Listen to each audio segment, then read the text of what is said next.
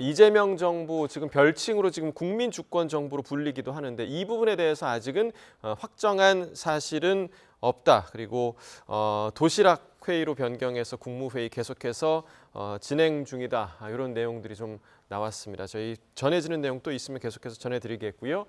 바로 각이 살아있는 정치평론 시사정각 시작해 보도록 하겠습니다.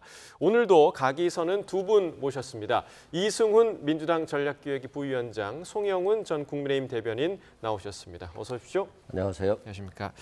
자, 두 분 일단 자리가 좀 바뀌셨습니다. 그래서 지금 송 대변인께서도 좀 적응이 안 된다 이런 말씀도 해주셨는데, 자, 오늘 오전에 이재명 대통령이 주재한 첫 국무회의가 열렸습니다. 자, 국무회의 어떤 모습이었는지 먼저 보고 이야기 나눠보겠습니다. 좀 어색하죠? 우리 좀 웃으면서 합시다. 자, 우리는 다 우리 국민으로부터 위임받은 업무를 하는 대리인들이니까 그냥 국민을 중심에 두고 현재 우리가 할 최선을 다하면 됩니다. 물론 여러분들 매우 어색할 수도 있고 그러긴 하지만 우리가 국민에게 위임받은 일을 하는 거니까 어쨌든 공직에 있는 그 기간만큼은 각자 해야 될 최선을 다하면 될 것 같아요. 어쨌든 저로서도 아직 이 체제 정비가 명확하게 되기에는 상당한 시간이 필요한데 그 시간 동안도 우리 국민들은 어쨌든 어려운 상황에서 고생을 하십니다. 그러니까 최대한 저는 그 시간을 좀 줄이고 싶고 그래서 오늘은 각 부처 단위로 현재 현안들 한번 체크를 한번 해보고 싶어요. 좀 어색하고 그러긴 하지만 그래도 최선을 다해 주시기 바랍니다. 네, 일단 뭐 여기저기 어색한 곳이 지금 아직까지는 좀 많은 것 같습니다. 그 방송에서도, 그러니까 언론에서도 아직까지는 초반이기 때문에 그 대통령과 국무위원들과의 관계, 어색한 동거로 좀 표현을 많이 좀 쓰고 있는데 그래도 좀 웃으면서 하자 이런 대통령의 좀 발언이 있었어요. 일단 뭐 이재명 대통령이 준비를 많이 했잖아요. 예. 좀 여유 있게 강요회의를 이끈 것 같다라고 말씀드리고 전 정부의 인사들과의 국무회의이기 때문에 다소 어색한 부분은 있죠. 그럼에도 불구하고 좀 풀어주면서 웃으면서 하자.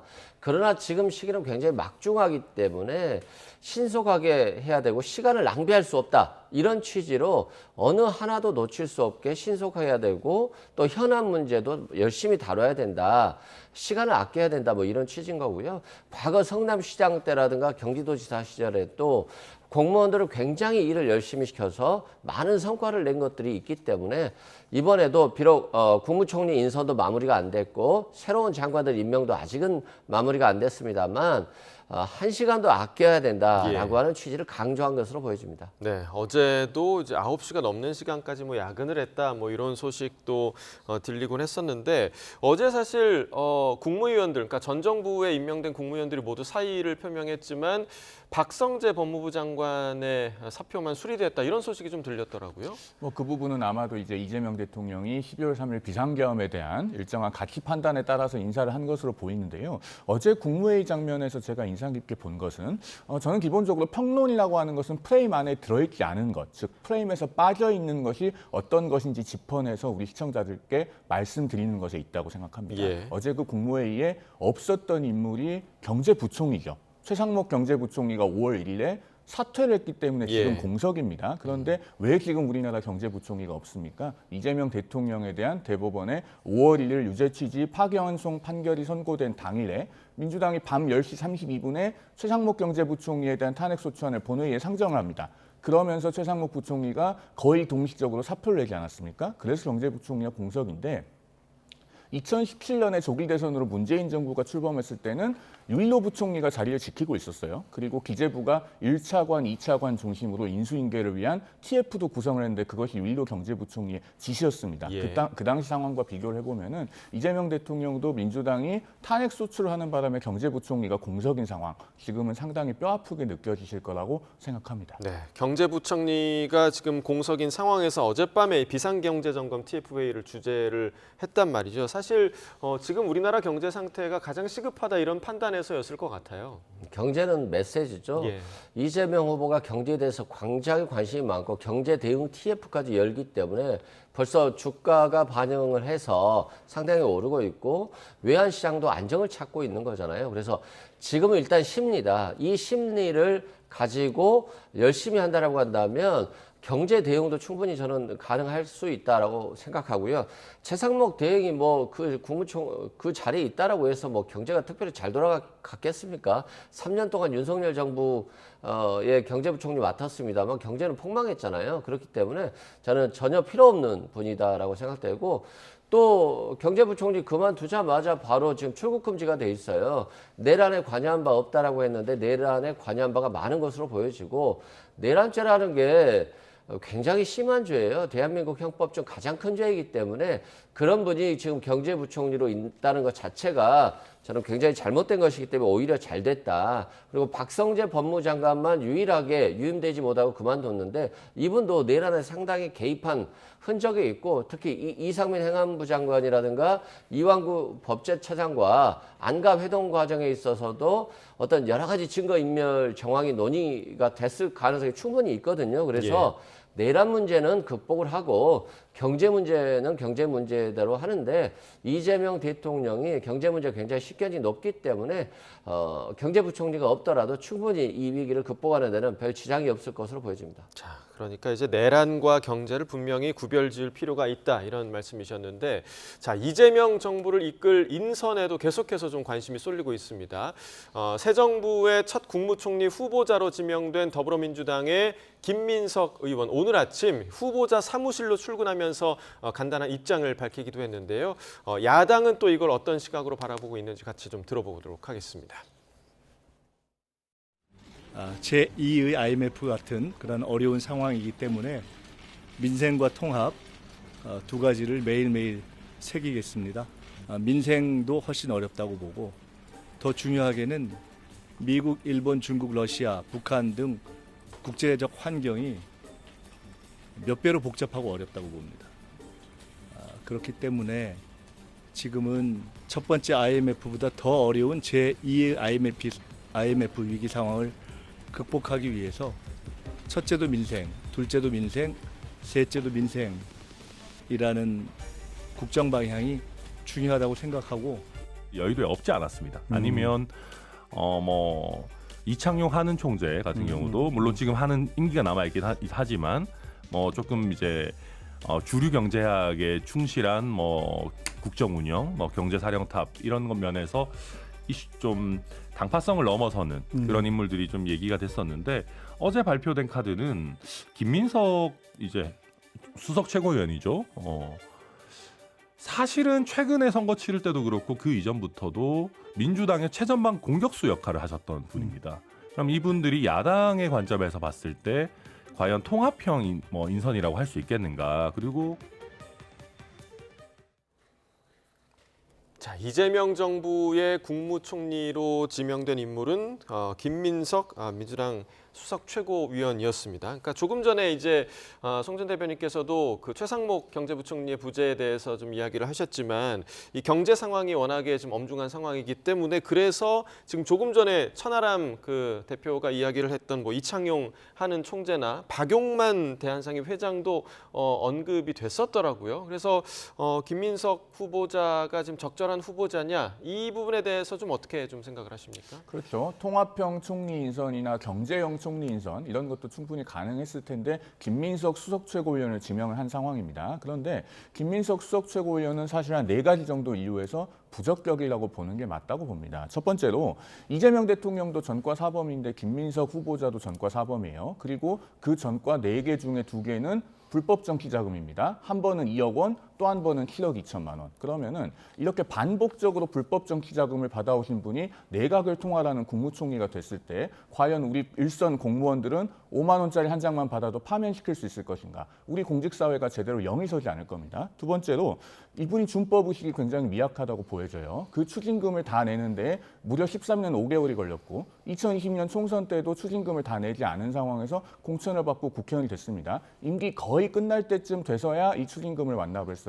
그러면은 이렇게 준법 의식이 미약한 분이 내각을 통할해도 되는가? 그다음 세 번째로 반미 이력이 있어요. 지금 이재명 대통령이 아직도 트럼프 대통령과 통화를 못하고 있는 상황입니다. 그리고 오늘 그 이화영 전 경기평화부지사 대북송금 유죄도 확정이 됐는데 이재명 대통령도 엄연히 대북송금 피고인이에요. 미국은 대북제재 위반에 관해서 굉장히 엄중하게 보고 있을 겁니다. 그런데 김민석 후보자도 본인이 85년 미 문화원 점거 사건의 장본인 아닙니까? 그러면은 대통령과 총리가 모두 이런 이력이 있을 때 한미 관계가 원만하겠는가 생각해 봐야 됩니다. 네 번째로 이재명 대통령 본인이 몸이 불편해서 군대를 안 갔던 것은 이해할 수 있어요. 그런데 대통령도 총리도 모두 병역 면제면은 유사시에 군 통수를 어떻게 하겠습니까? 이런 점에 비춰봤을 때 국민 눈높이에 비추어서 부적격 인사고 나아가서 우리 국익을 위해서도 적격한 인물이 아니다 이렇게 생각됩니다. 자, 부적격의 이유 지금 4가지를 지금 짚어주셨는데 사실 김민석 후보자는 이번 대선, 그러니까 민주당 이번 대선을 총괄한 인물이잖아요. 그렇죠. 저는 뭐 실력을 위주로 해서 인선했다라고 봐요. 수석 최고위원 하면서 선거를 전반적으로 이끌었고 또 계엄 사건을 또 본인이 가장 먼저 얘기하지 않았습니까? 뭐 계엄을 알았냐가 중요한 것이 아니라 계엄이라고 하는 그런 정보까지도 가졌다라고 하는 것, 그리고 그 정보가 허위 정보가 아닌 정말 황당무계한 계엄을 할 것이라고 하는 것조차도 판단력도 굉장히 중요한 부분이에요. 그래서 지금 IMF 위기와 같은 이 시기에 민상과 통합을 이끌어갈 국무총리, 실세형 국무총리로서는 굉장히 검증된 후보다 이런 말씀드리고요. 뭐 과거에 전과가 있냐? 뭐 정치인들 과거에 전과 많습니다. 근데 과거 20년, 30년 뭐 반미를 했다. 이것에만 얽매이면 언제 정치를 합니까? 또 정치인이라고 하는 것은 과거에 잘못이 있다 할지라도 다시 어떤 고난의 길을 겪은 이후에 국민이 선택했다라고 한다면 다시 또 정치적으로 쓰임이 있는 것이거든요. 그래서 수석 최고위원까지 하고 국회의원을 다시 2번 했다라고 하는 것은 또 국민들이 그만큼 김민석 지금 국무총리 내정자의 실력을 인정해줬다라고 보는 것이 좋을 것 같고요. 너무 정치를 비판하는 데 있어 20, 30년 전에 과거를 통한 비판이 아닌 현재의 실력과 현재의 도덕성에 좀 집중하는 게 낫지 않을까 싶습니다. 현재의 도덕성이라고 말씀하셔서 제가 짧게만 덧붙이면은 김민석 후보자가 2024년 1월에 민주당에서 총선 공직 후보자 적격 판정을 받습니다. 그리고 그달 말일에서야 추징금을 완납을 했다는 사실 아울러서 말씀드립니다. 그러면 그 송 전 대변인께서는 그 통합의 측면에서는 어떻다고 보십니까? 통합의 측면에서는 적절한 인선이라고 보십니까? 통합의 측면에서도 김민석 수석 최고위원이 이른바 신친명계의 대표적인 인사 아니겠습니까? 그런 점에서 좀 아쉬운 점이 있죠. 그런데 새 정부가 출범할 때 총리를 대통령과 호흡이 잘 맞는 사람을 쓰겠다는 의도는 충분히 이해해요. 예. 그러니까 반드시 통합형으로만 인선해야 된다는 것은 아닌데 적어도 국민 눈높이에 맞는 그리고 우리 국익에 저해되지 않는 적격한 인사를 임명하라는 것입니다. 지금 전과, 병역, 그리고 미국의 우려사항까지 대통령과 쌍으로 겹쳐 보이는 요소가 있기 때문에 제가 김민석 후보자가 적격하지 않다고 비판하는 것입니다. 네, 지금 뭐 국무총리와 이제 국정원장 같은 경우는 청문회를 거쳐야 하는 그런 절차가 있는데 어찌됐든 민주당의 의석수가 뭐 170석이 지금 넘는 상황이기 때문에 인준 자체는 좀 문제는 없을 것 같지만 이에 대한 좀 비판의 의견들에는 좀 귀를 기울여야 할 것 같습니다. 뭐 비판의 귀를 기울여야 되겠습니다만 지금은 굉장히 위중한 시기고 저는 김민석 지금 국무총리 내정다가 국무총리로 내정되면 아주 일을 잘 할 것으로 보여집니다. 이재명 후보가 얘기했듯이 김대중 정부의 정책이든 박정희 정부의 정책이든 실용주의다. 지금과 같이 힘든 시기의 위기를 신속하게 극복하기 위해서는 어느 정책이든 쓸 수 있다라고 했기 때문에 그 일환으로 보고 있고 김민석 후보도 그 오랜 기간 고난의 길을 겪으면서 저는 굉장히 내공이 컸다라고 생각해요. 그리고 지난 총선 또 이번 대선에 있어서 그리고 내란을 극복하는 과정에 있어서 굉장히 실력을 많이 보여줬어요. 그래서 예. 지지층에서도 김민석 의원에 대한 실력 정도는 충분히 인정하고 있기 때문에 만약에 우려스러운 부분이 있었다라고 한다면 이번에 그 실력으로 이런 우려를 좀 깔끔하게 깨트리면 좋을 것 같고요. 미국과의 관계, 중국과의 관계, 러시아의 관계 어느 하나 소홀히 할 수 없는 부분이에요. 그래서 대외적인 어떤 외교에 있어서도 굉장히 그런 실력들을 좀 보여줬으면 좋겠습니다. 예. 대통령을 가장 가까운 거리에서 보좌할 비서실장은 어떻습니까? 강훈식 비서실장이 임명이 됐는데 지금 뭐 3선을 했고 의원직을 지금 포기하고 비서실장으로 간 거거든요. 야당에서는 좀 어떻게 평가하고 있습니까? 사실 중진 의원이 선출직인 국회의원직을 내려놓고 중간에 비서실장으로 가는 것은 조금 이례적이죠. 예, 예. 다만 국무총리는 유사시에 대통령의 권한을 대행해야 되기 때문에 저희가 좀 엄중하게 비판합니다만은 비서실장은 조금 경우가 다르다고 봐요. 그 대통령의 일종의 직속 보좌 기관이기 때문에 그 부분에 대해서는 어느 정도 대통령의 고유 권한을 존중하는 게 맞다고 생각합니다. 또 인사청문회 대상도 아니고요. 예. 그러나 국무총리부터 시작해서 인사청문 대상인 국정원장 후보자 또 앞으로 지명될 국무위원 후보자들에게는 매우 엄중한 검증이 뒤따라할 것으로 봅니다. 네. 앞서 이제 저희가 이제 강유정 대변인 브리핑을 라이브로 연결을 해서 들어봤는데 지금 뭐 도시락 회의를 지금 하고 있다. 대통령실에서 국무회의를 진행을 하고 있다라는 이야기가 들리고 있는데 이제 뭐 아직은 불편한 동거이긴 하지만 이후에 이제 임명될 각 부처의 장관들에 대해서도 여러 하마평이 좀 나오고 있는 상황인데 지금 뭐 이 부위원장께서는 특히 뭐 이 부서에는 이 사람이 좀 했으면 좋겠다 하는 마음 가는 인물이 좀 있으십니까? 저보다는 뭐 이재명 대통령이나 국무총리 내정자가 또 워낙 많은 인맥과 굉장히 많은 사람들을 물망에 올려놓고 있어요. 예. 그래서 좋은 선택을 할 것으로 보여지고요.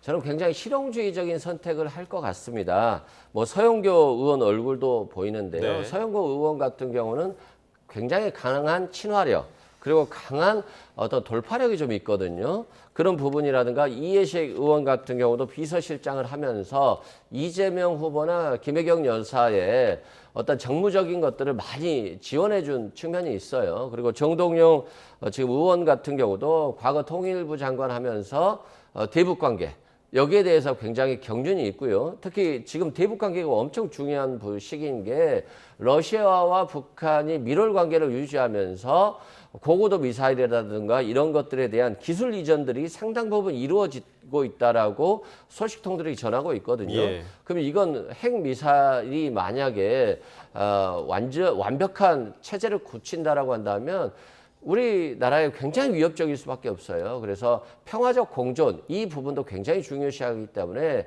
외교부 장관이라든가 국정원장 또는 통일부 장관 등은 이런 북한의 어떤 위협 러시아, 중국과의 어떤 대립관계 이런 것들을 현명하게 해결할 수 있는 그런 적재적소의 인재를 저는 선택할 것으로 보여집니다. 네, 지금 거론되고 있는 인물들 몇몇에 대해서 송 전 대변인께서는 좀 어떻게 좀 평가를 하시나요? 저는 통일 안보 분야에서 하마평에 오르내리고 있는 분들에 대한 염려가 좀 있습니다. 예. 앞서도 잠시 말씀드렸지만 오늘 그 이화영 경기평화부지사에 대한 대북송금 유죄 판결 확정되지 않았습니까? 예. 대북송금 하지만은 당시 이재명 경기도지사가 한번 북한에 갈 수 있게 해달라라고 해서 그 쌍방울을 통해서 북한에 달러가 건너간 사건입니다. 자, 그런데 지금 이종석 국정원장 지명자만 해도 과거에 이제 내각에 있을 때 자주파의 선봉장 같은 분 아니었습니까? 그렇다면은 국정원이 과연 미국과 원만한 관계를 구축할 수 있을 것인가? 여기에 대한 염려가 있는 상황에서 정동영 의원이 지금 통일부 장관 물망에 오르내리고 있는데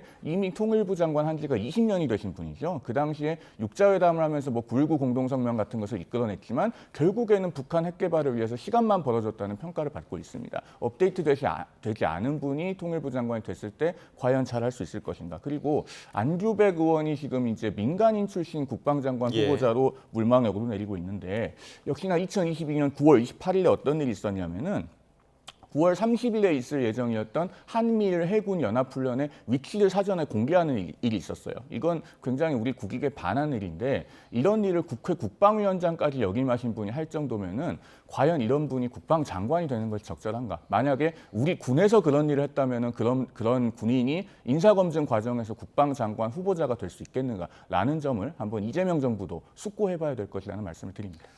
우려가 너무 많으실 것 같아요. 근데 뭐 걱정 안 해도 될 게요.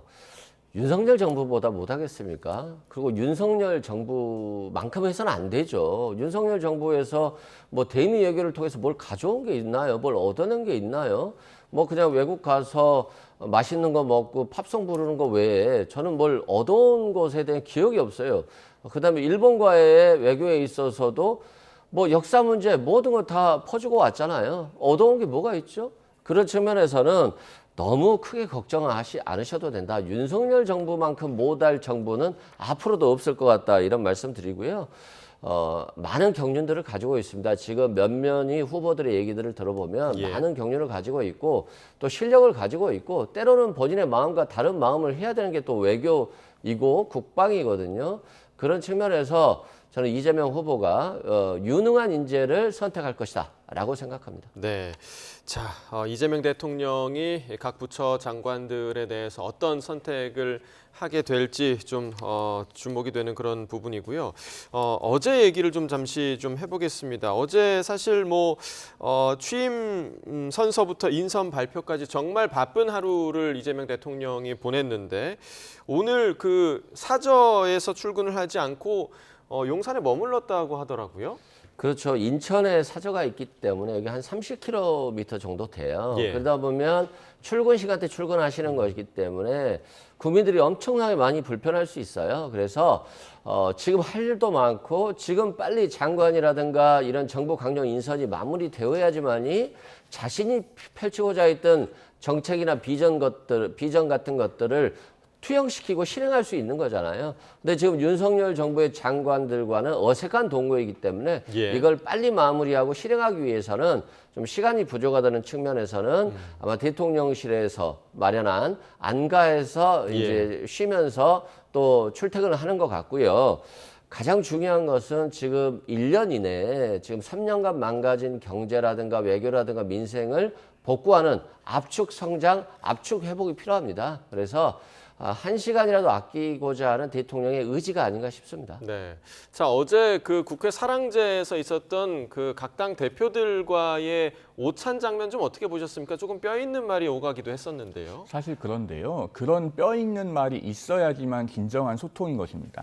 밥 먹었냐, 언제 밥 한번 먹을래, 이게 소통이 아니지 않습니까? 사실은 어제 그 김용태 비대위원장의 오찬 자리에서 모두 발언을 하면서 그 공직선거법 개정안, 형사소송법 개정안, 법원조직법 개정안 이런 것을 처리하려고 하는 것에 대한 우려를 표명했죠. 그런 것이 소통인 것이고 한 걸음 더 나아가서 말씀드리면은요, 이 소통의 소자는 한자가 과거에 상소라고 할 때의 그 소와 같은 글자입니다. 그러면은 대통령에 대해서 일정한 불편한 얘기를 했을 때 그것에 대해서 대통령의 정확한 답이 있는 것이 소통이 완성되는 겁니다. 공직선거법, 형사소송법이라고 제가 말씀을 드렸습니다마는 결국에는 이재명 대통령 면소법, 이재명 대통령 재판정지법 아니겠습니까? 그런 것들을 나는 하지 않겠다라고 정확하게 언명해 주었다면은 소통의 완성이 되었겠죠. 앞으로라도 그런 자리를 가져서 꼭 야당 대표들에게 약속을 하시고 또 국민들께도 확약하는 자리가 있기를 바라는 마음입니다. 네, 어제 취임 선서 후 사실상의 이제 첫 일정이었단 말이죠. 그 오찬이. 그래서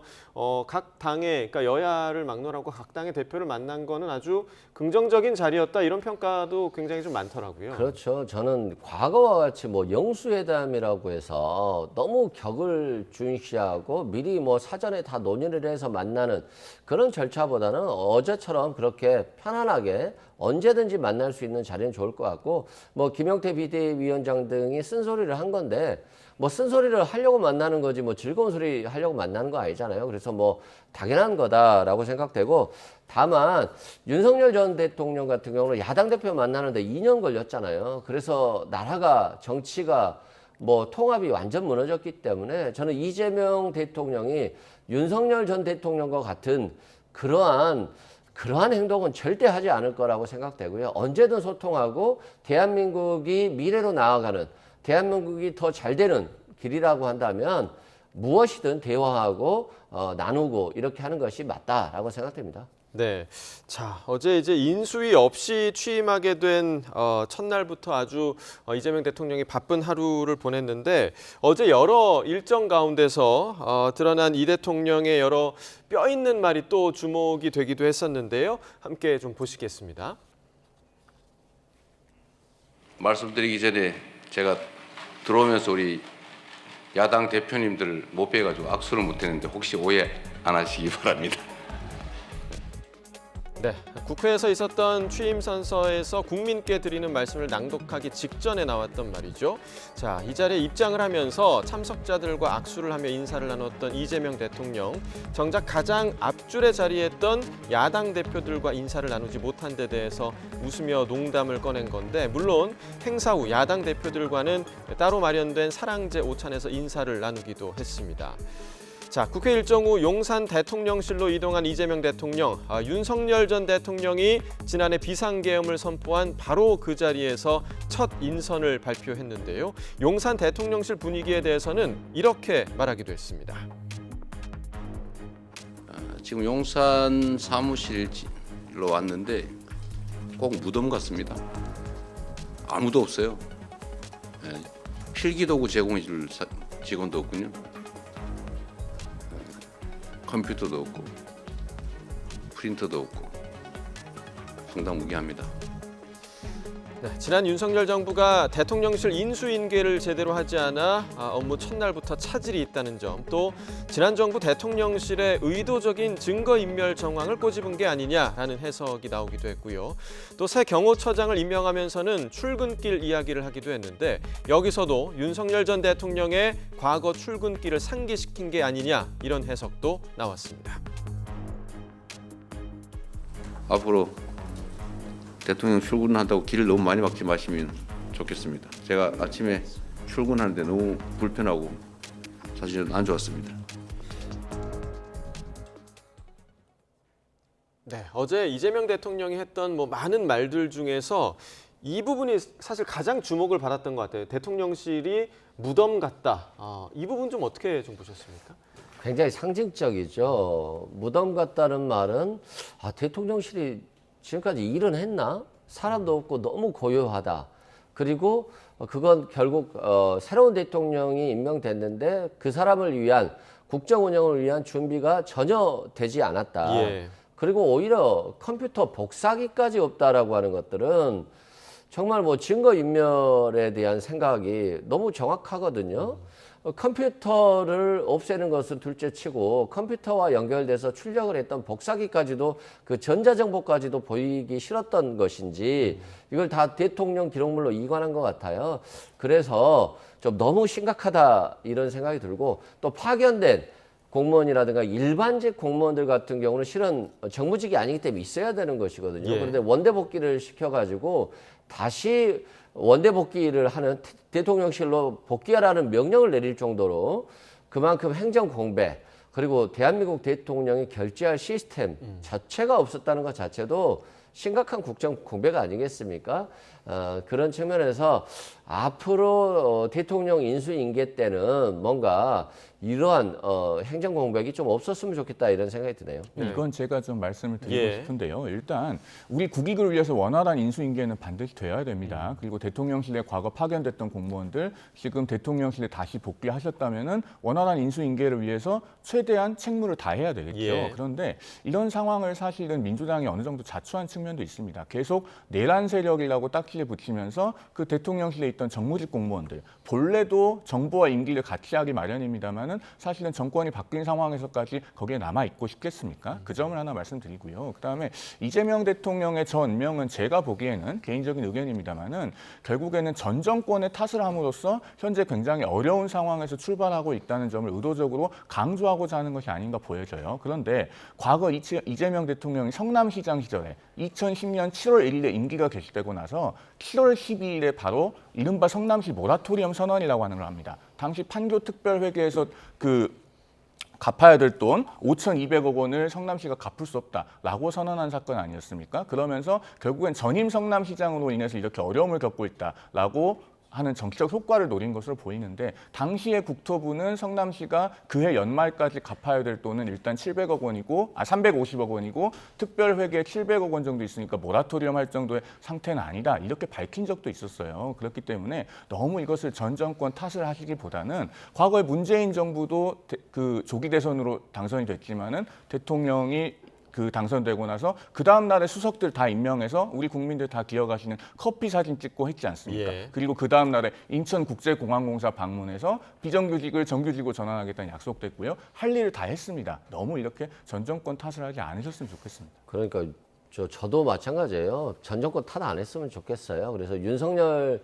정부에서 정말 문재인 정부 전 정권 탓을 3년간 했거든요. 그러다 보니까 정말 보기 싫더라고요. 그래서 지금 이제 초기이기 때문에 전 정권의 어떤 시스템을 개편한다는 측면에서 전 정권의 어떤 부족한 부분, 못했던 부분이 나오겠습니다만 예.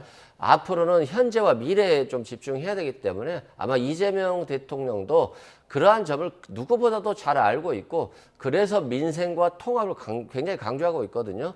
너무 걱정 안 하셔도 될 것 같습니다. 네, 자 이재명 대통령 뭐 후보 시절부터 용산에 잠깐 있다가 청와대를 보수해서 청와대로 들어가겠다 이런 의지를 밝히기도 했는데 지금 청와대가 지금 국민에 개방된 상태 아닙니까? 그렇게 되면 다시 이제 청와대 문을 닫게 되는 겁니까? 보수 때문에? 그러니까 얼마 전에 많은 분들이 청와대가 문을 닫을지 모른다라고 빨리 가자, 빨리 지금이라도, 가자 해서 예. 많이 가더라고요. 그런데 청와대가 없어지면서 문제점이 많이 발생했어요. 정작 국민들과 소통한다고 윤석열 전 대통령이 나갔습니다만 소통이 전혀 안 됐거든요.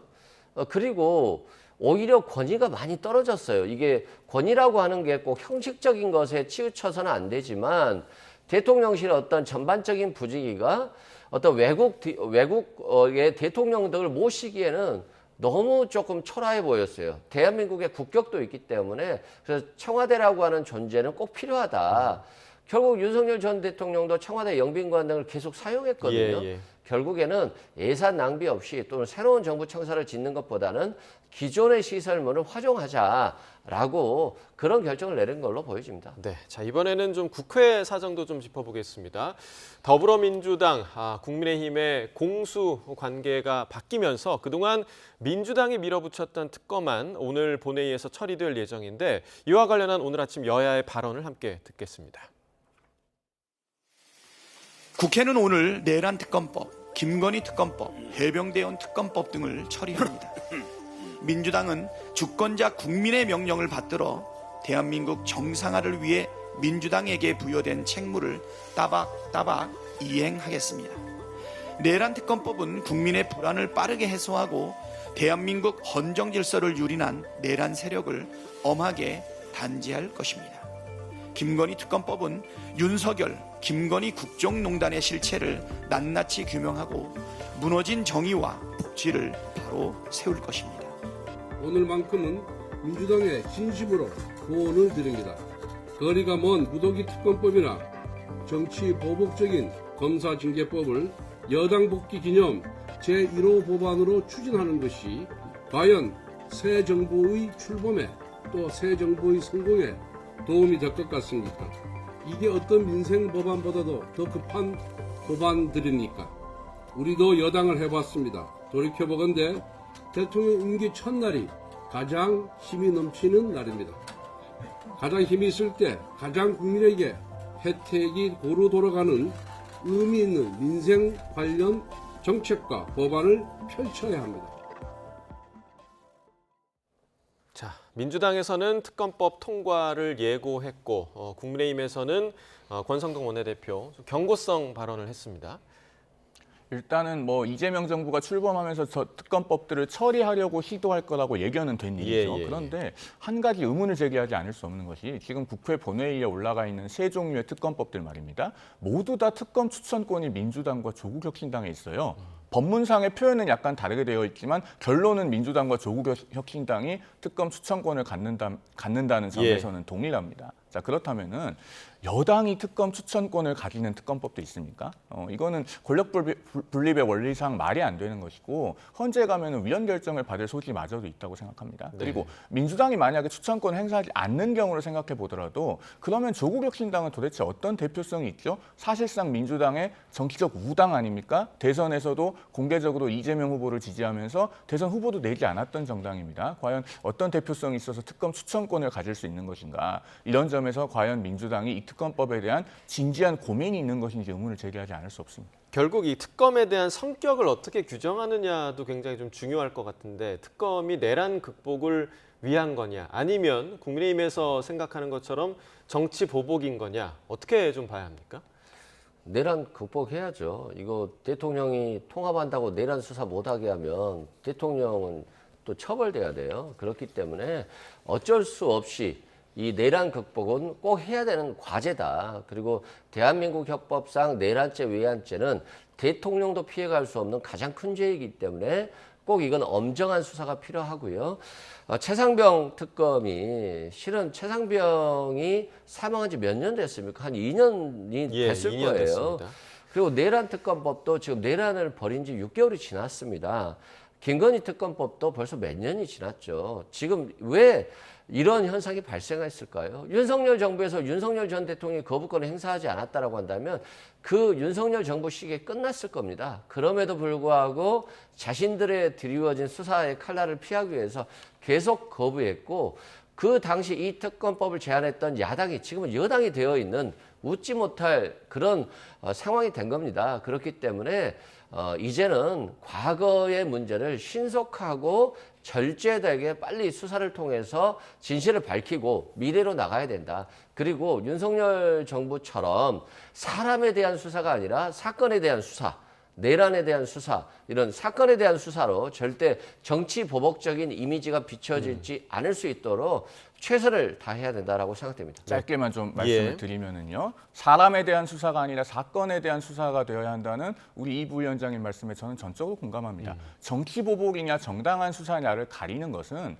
결국은 권력자가 대상을 특정해서 좌표를 찍느냐 아니냐에 있는 것이거든요. 그런데 이재명 대통령이 대선 후보 시절에 뭐라고 말했습니까? 5월 30일에 JTBC 그 유튜브에 출연해서 이 비상계엄 관련자들이 강요들 중에 상당히 있다고 본다. 또 국민의힘에 거기에 누군가가 동조했다고 생각한다라고 하면서 본인이 며칠 뒤면은 대통령이 될 신분인데 사실상 수사 대상을 미리 특정하듯이 이야기를 했습니다. 거기다가 더해서 제가 앞서도 말씀드렸듯이 지금 특검 추천권이 여당에 있는 법안이 통과되기 목전에 이른 매우 희한한 상황 아니겠습니까? 그런 점에서 자, 국민의힘 안에도 이 비상계엄에 관련된 문제는 바로잡아야 된다는 생각을 가지고 있는 분들이 적지 않게 있습니다. 그럼에도 불구하고 왜 정치 보복이라는 우려가 나오는 것인지에 대해서는 민주당의 깊은 성찰이 필요하다고 생각합니다. 네, 그리고 민주당이 예고했던 여러 법안 가운데서 대법관 증언법 그리고 형사소송법 개정안 같은 경우에는 뭐 법사위 소위는 통과했지만 전체 회의까지는 가진 않았는데